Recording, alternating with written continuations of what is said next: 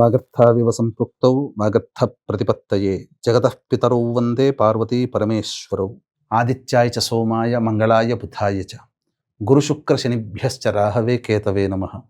శృంగేరి జగద్గురు పీఠాధిపతులకి కంచి పీఠాధిపతులకి నమస్కారములు తెలియచేసుకుంటూ కార్యక్రమాన్ని ప్రారంభిద్దాం.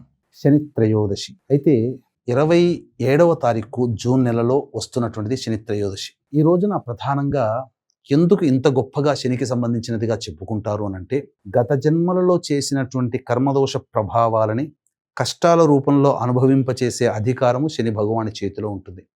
ఈ కష్టాలని కష్టపడుతూ చేసేదానికంటే ఆ కష్టాలని అధిగమించే విధంగా ఆ కష్ట బాధలు మనకు తెలియకుండా దైవానుగ్రహంతో ఆ కష్టాలని దాటవేయగలిగేటువంటి శక్తి ఈ యొక్క శనిగ్రహ ఆరాధన వల్ల కలుగుతుందని చెప్పవచ్చు. అంటే మీకు ఉదాహరణకు తెలియచేస్తానండి, వీక్షించేటువంటి ప్రేక్షకులు కూడా గమనించాల్సినటువంటిది.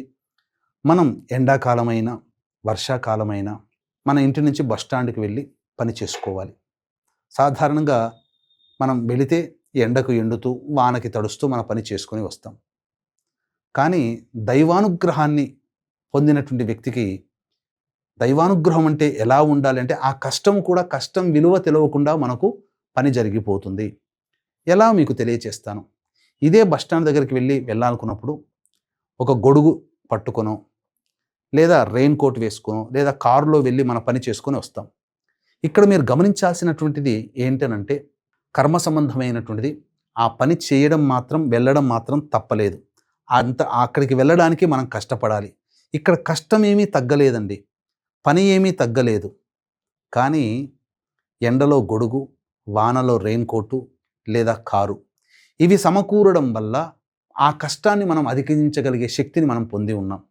ఇదే దైవానుగ్రహం అంటే. కాబట్టి గత జన్మలలో చేసినటువంటి పాపకర్మలకి సాక్షిభూతుడు, పుణ్యకర్మలకి కూడా సూర్య భగవానుడు. ఈ జన్మలలో అనుభవించాలి అనంటే పాపకర్మలకి ఈ యొక్క కర్మల్ని అనుభవించే అధికారము శని భగవాని చేతిలో ఉంటుంది.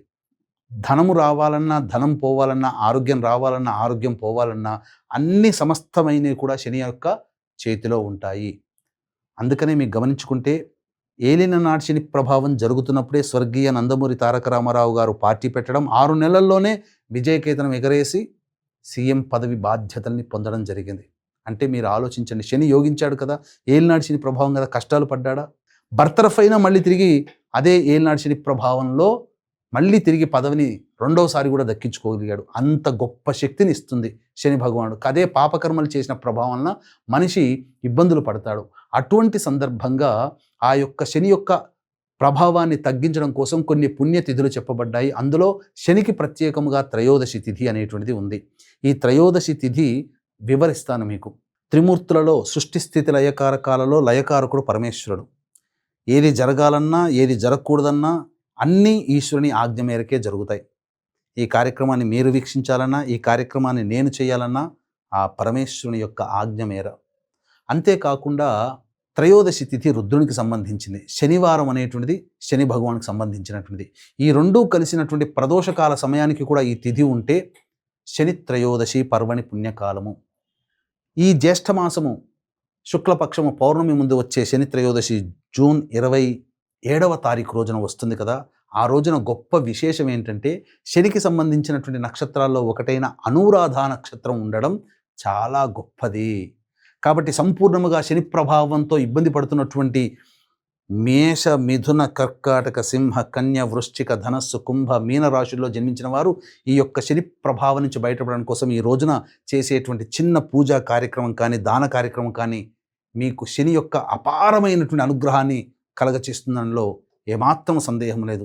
అందుకే దీన్ని దృష్టిలో పెట్టుకునే మన పీఠమాధ్వర్యంలో మేష, మిథున, కర్కాటక, సింహ, కన్య, వృశ్చిక, ధనస్సు, కుంభ, మీన రాశుల్లో జన్మించిన వారికి శనిదోష పరిహారార్థమై ఈ 27వ తారీఖు రోజున సాయంకాలం 7 గంటలకి శనిదోష నివారణ పూజలు, హోమాలు, అలాగే మీ జాతకరీత్యా కలుగు విద్య, వివాహ, ఉద్యోగ, దాంపత్య, అనారోగ్య సమస్యల నివారణకి సర్వదోష నివారణ పూజలు, హోమాలు జరిపించి శక్తిపాతం చేసినటువంటి కరుంగలి మాల ఇవ్వడం జరుగుతుంది.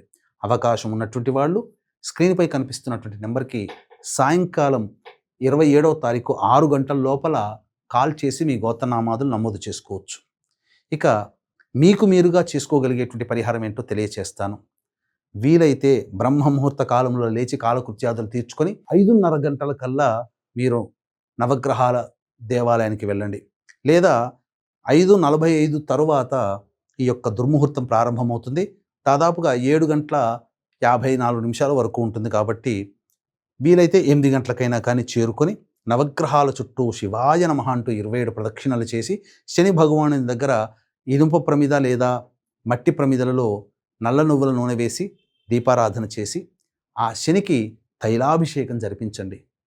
స్వచ్ఛమైన నల్ల నువ్వుల నూనె మాత్రమే వాడాలి సుమా. తరువాత అన్నము నల్ల నువ్వులు కలిపిన ముద్దలు 3 మరియు నల్ల నువ్వుల లడ్డూలు లేదా నువ్వుల లడ్డూలు స్వామికి నైవేద్యంగా పెట్టి పంచండి. ఈ యొక్క అన్నము నల్ల నువ్వులు కలిపిన ముద్దలు మాత్రం దేవస్థానంలో చెట్టు కింద కానీ పిట్టగోడ దగ్గర కానీ పక్షులు తినే ప్రదేశంలో వేయండి.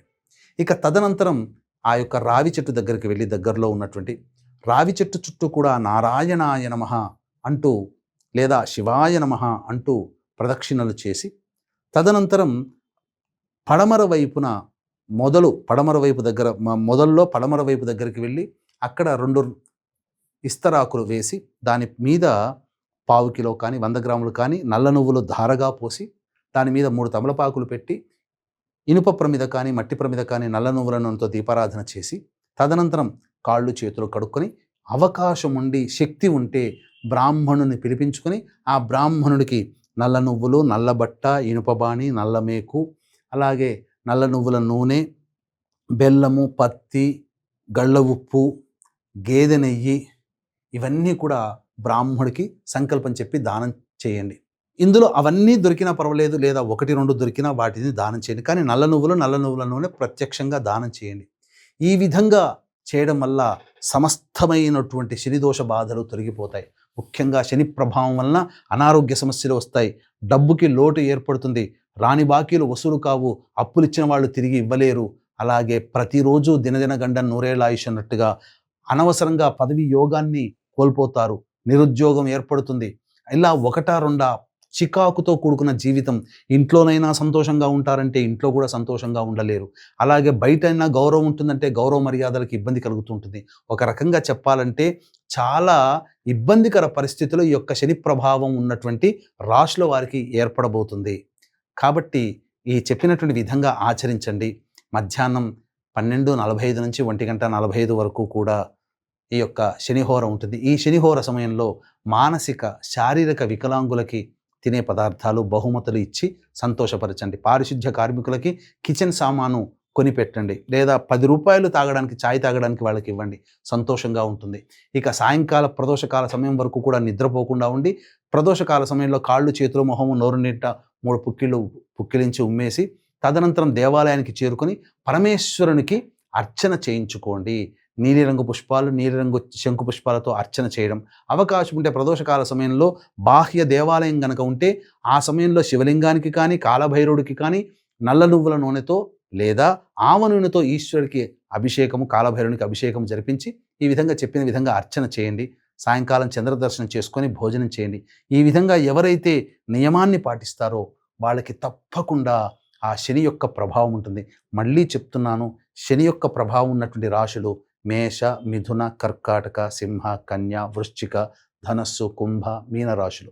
ఈ రాశి వాళ్ళకి ఉంటుంది. శని నక్షత్రాలైనటువంటి పుష్యమి, అనురాధ, ఉత్తరాభాద్ర నక్షత్రాల్లో జన్మించిన వాళ్ళు, శని దశ, శని అంతర్దశ జరుగుతున్నటువంటి వాళ్ళు, ఇనుము సంబంధమైనటువంటి వ్యాపారం చేస్తున్న వాళ్ళు, ఇనుము సంబంధమైనటువంటి వృత్తుల్లో ఉన్నటువంటి వాళ్ళు, అలాగే ఏసీ కూలర్స్కి సంబంధించినటువంటి వాళ్ళు, తోలు పరిశ్రమలతో పనిచేసేటువంటి వాళ్ళు, అలాగే పాతకాలపు వస్తువులు అమ్ముకునేటువంటి వాళ్ళు, వీళ్ళందరూ కూడా ఈ యొక్క వృత్తిలోకి వస్తారు. కాబట్టి సేవకా వృత్తి చేసుకునేటువంటి వాళ్ళు వీళ్ళు కూడా ఈ వృత్తిలోకి వస్తారు. కాబట్టి వీళ్ళందరూ కూడా ఈ విధంగా పరిహారాలు చేసుకోవచ్చు.